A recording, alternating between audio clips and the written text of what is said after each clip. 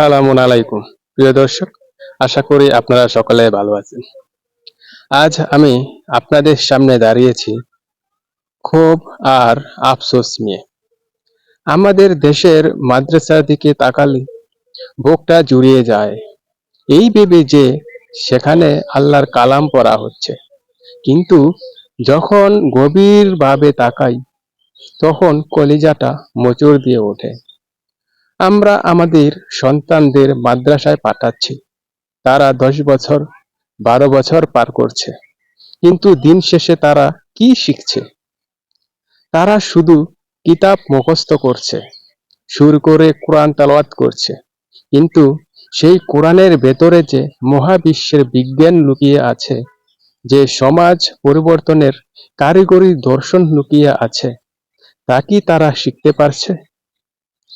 কোরআন কি শুধু মৃত মানুষের আত্মার মাগফিরাত আর সওয়াব কামাইয়ের জন্য সুর করে পড়ার বই, নাকি এটি একটি জীবন্ত বিপ্লবের নাম?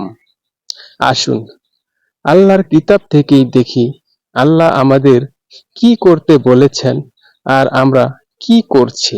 সূরা বাকারা আয়াত 170। وَإِذَا قِيلَ لَهُمُ اتَّبِعُوا مَا أَنزَلَ اللَّهُ قَالُوا بَلْ نَتَّبِعُ مَا أَلْفَيْنَا عَلَيْهِ آبَاءَنَا أَوَلَوْ كَانَ آبَاؤُهُمْ لَا يَعْقِلُونَ شَيْئًا وَلَا يهتدون। আর যখন তাদের বলা হয়, আল্লাহ যা অবতীর্ণ করেছেন তোমরা তার অনুসরণ করো, তখন তারা বলে, বরং আমরা আমাদের পিতৃপুরুষদেরকে যাতে মতামত ও ধর্মাদেশে পেয়েছি তার অনুসরণ করব, যদিও তাদের পিতৃপুরুষগণ কিছুই বুঝত না এবং তারা সৎপথেও ছিল না। প্রিয় দর্শক, ঠিক সেই পূর্বপুরুষদের মতোই আমরা শতাব্দীর পর শতাব্দী ধরে চলে আসা সিলেবাসের অন্ধ অনুসরণ করছি। যুগের পরিবর্তন হয়েছে, প্রযুক্তির বিপ্লব ঘটেছে, কিন্তু আমাদের মাদ্রাসার শিক্ষার কিতাব ও পদ্ধতি সেই মধ্যযুগে আটকে আছে। কেন কেন নতুন চিন্তাকে জায়গা দেওয়া হচ্ছে না? সূরা মুহাম্মদ আয়াত 24। আল্লাহ বলেছেন, তবে কি তারা কোরআন নিয়ে গভীর চিন্তা ভাবনা করে না, নাকি তাদের অন্তরসমূহে তালা লেগে রয়েছে? প্রিয় দর্শক, আল্লাহ প্রশ্ন করেছেন, তোমাদের অন্তরে কি তালা লেগে আছে? অথচ আমরা মাদ্রাসায় শুধু তেলাওয়াতের উপর জোর দিচ্ছি। না বুঝে সুর করে পড়লেই কি কোরআনের হক আদায় হয়ে যায়? কোরআন তো এসেছে অনুধাবনের জন্য, গবেষণার জন্য। সূরা আল ইমরান আয়াত 190।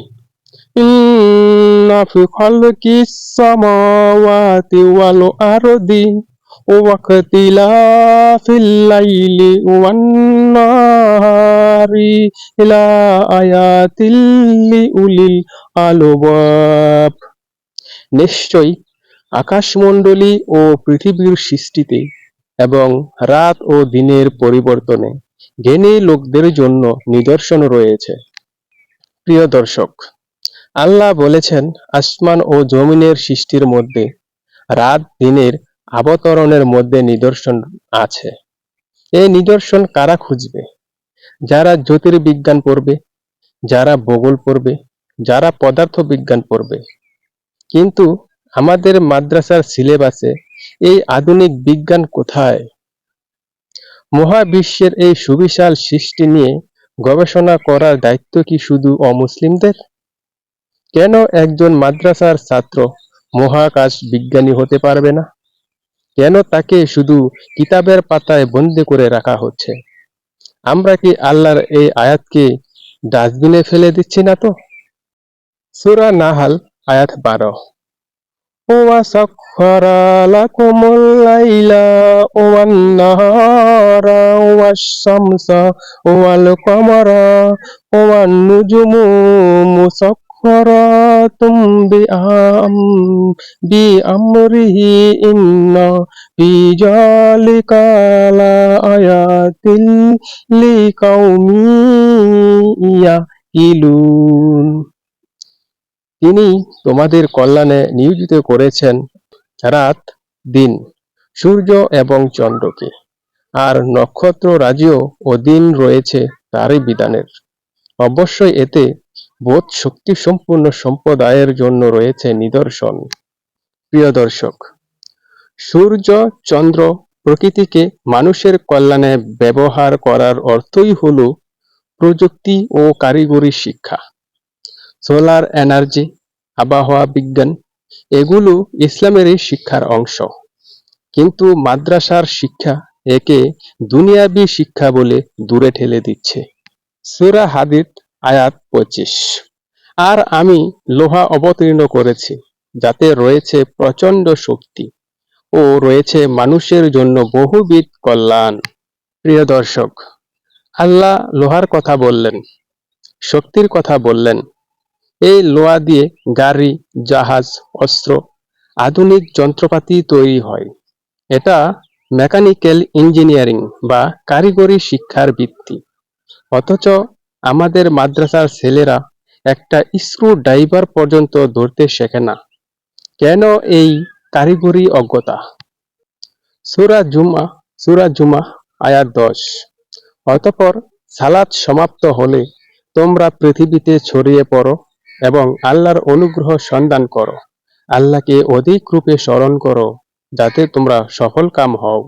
প্রিয় দর্শক, আজ মাদ্রাসা থেকে পাশ করার পর একজন আলেম বা হাফেজ সমাজের দিকে তাকিয়ে থাকে। কখন একটা মসজিদের ইমামতি খালি হবে, কখন একটা মাদ্রাসার শিক্ষকতা জুটবে, কখন মিলাদ বা দোয়ার দাওয়াত আসবে। কেন? আল্লাহ তো বলেছেন সালাত শেষ করেই জমিনে ছড়িয়ে পড়ো, মানে ব্যবসা করো, শিল্প কারখানা করো, আল্লাহর অনুগ্রহ সন্ধান করো। আমরা তাদের স্বাবলম্বী হওয়ার কোনো কারিগরি শিক্ষা দেইনি।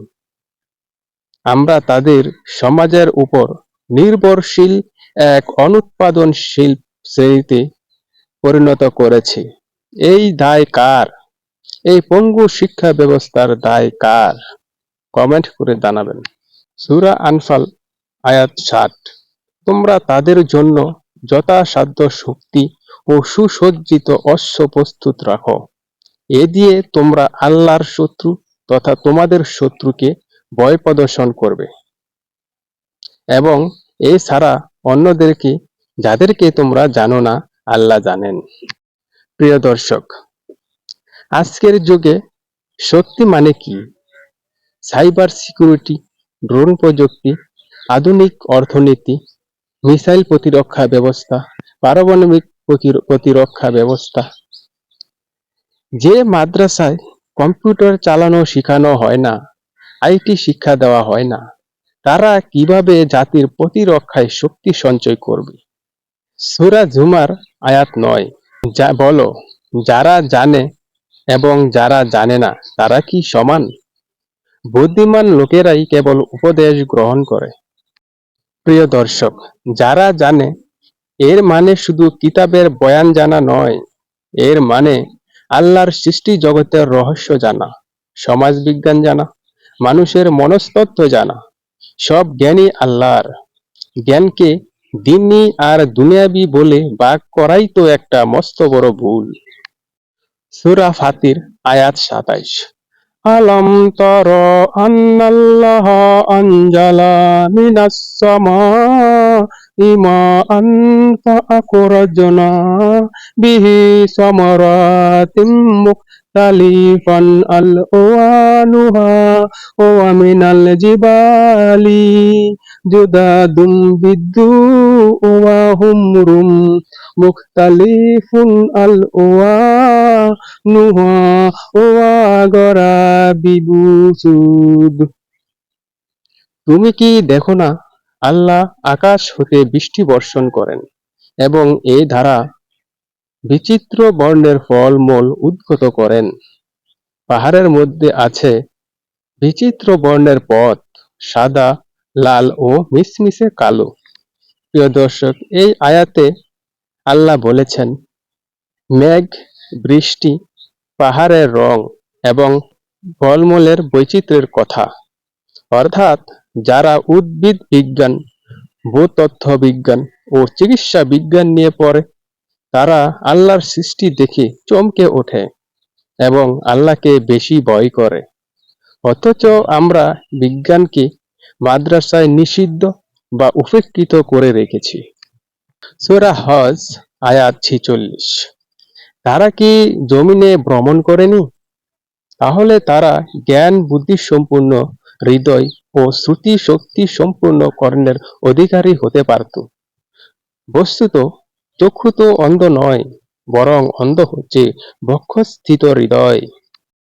যখন কোনো জাতি ভ্রষ্টতার এমন পর্যায়ে পৌঁছে যায় যেখানে তারা শিক্ষা ও উপদেশ গ্রহণের যোগ্যতা পর্যন্ত হারিয়ে ফেলে, তখন পথ প্রাপ্তির পরিবর্তে বিগত জাতিসমূহের মতো তাদেরও ভাগ্যে ধ্বংসই জোটে। তাই আসুন আজ এই চত্বর থেকে আমরা আওয়াজ তুলি। আমরা আমাদের সন্তানদের মাদ্রাসার শিক্ষার আমূল পরিবর্তন চাই। আমরা এমন মাদ্রাসা চাই যেখানে এক হাতে থাকবে পবিত্র কোরআন, অন্য হাতে থাকবে ল্যাপটপ। যেখানে সকালবেলা কোরআনের তাফসির হবে আর বিকেলবেলা হবে রোবোটিক্স আর ফ্রিল্যান্সিং শেখানো। আমাদের সন্তানদের শুধু মসজিদের কোণে বন্দী করে রাখবেন না, তাদের সমাজ, রাষ্ট্র এবং গ্লোবাল প্ল্যাটফর্মে নেতৃত্ব দেওয়ার মতো যোগ্য করে গড়ে তুলুন। কোরআন শুধু তেলাওয়াতের জন্য আসেনি, কোরআন এসেছে পুরো পৃথিবীকে শাসন করার জন্য। আর সেই শাসনের জন্য বিজ্ঞান ও কারিগরি শিক্ষার কোনো বিকল্প নেই। আল্লাহ আমাদের বুঝার তৌফিক দিন। সালামুন আলাইকুম। আপনার মূল্যবান মতামত কমেন্ট বক্সে জানাবেন। আর ভিডিওটি ভালো লাগলে অবশ্যই সাবস্ক্রাইব করে পাশে থাকবেন। ধন্যবাদ।